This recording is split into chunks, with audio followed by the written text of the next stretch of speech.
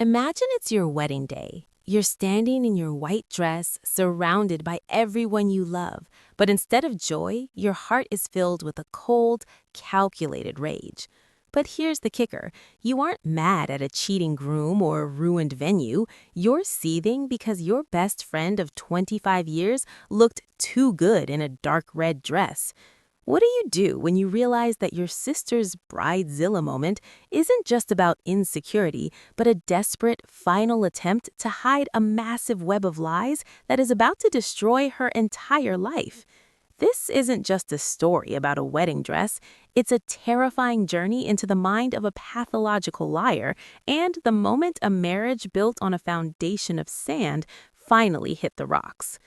Anne and Ruby were inseparable. Since they were toddlers, they were soul sisters who shared every secret, every heartbreak, and a promise to be each other's maid of honor. But the moment Dave entered the picture and proposed, Anne transformed.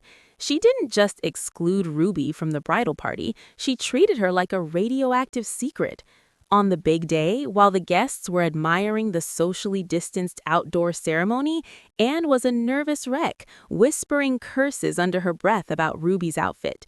She claimed Ruby was trying to outshine her.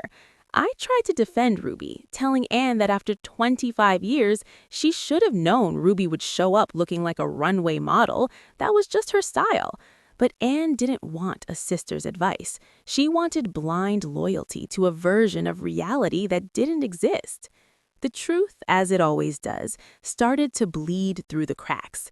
You see, Dave wasn't the perfect guy from a dating app that Anne had sold to our family.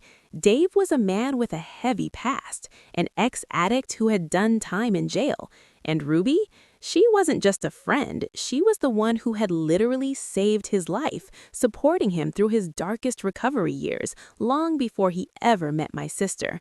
Anne was so pathologically ashamed of Dave's history that she built a fortress of lies.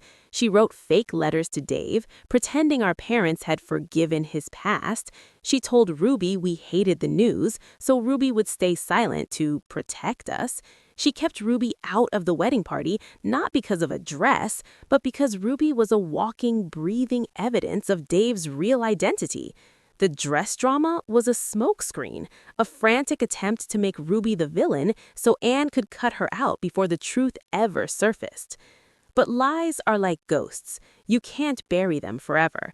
Dave, tired of the tension and the constant attacks on his best friend, finally stood his ground. When the explosion happened, it wasn't just a fight, it was a total demolition. Dave found out that the acceptance he felt from our family was a fabrication. He found out that his wife was actually ashamed of the man he worked so hard to become. The fallout was brutal. Anne didn't just lose a husband, she lost her reputation as the perfect daughter. Even now, as she faces a divorce, she isn't mourning the love she lost, she's obsessed with the image of being a divorced woman and furious that Ruby finally spoke the truth. This story is a chilling reminder that you can curate your life for social media, you can lie to your parents, and you can manipulate your friends, but you cannot hide from your own soul. Anne spent years perfecting her image while neglecting her integrity. She chose a vibe over her best friend and a lie over her husband's dignity. We live in a world where people are so afraid of being judged for their reality that they destroy the very people who love them just to keep up appearances. I've learned that being the supportive sister doesn't mean helping you bury the bodies. It means being the one to turn on the lights, even if it ruins the party. Because at the end of the day, a beautiful wedding is just a day, but a life built on truth is forever. Sometimes the only way to save a family is to let the lies burn so that something real can finally grow in the ashes.